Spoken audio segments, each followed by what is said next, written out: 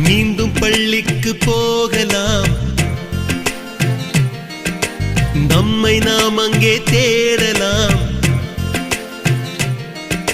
Slate குச்சி கடன் வாங்கலாம், ஸ்லேட்டில் பேர் எழுதி பார்க்கலாம். கொட்டு வச்ச வாத்தியாரை தொட்டு வணங்கலாம். முட்டி போட்டு நின்ன இடத்தை முத்தம் கொடுக்கலாம்.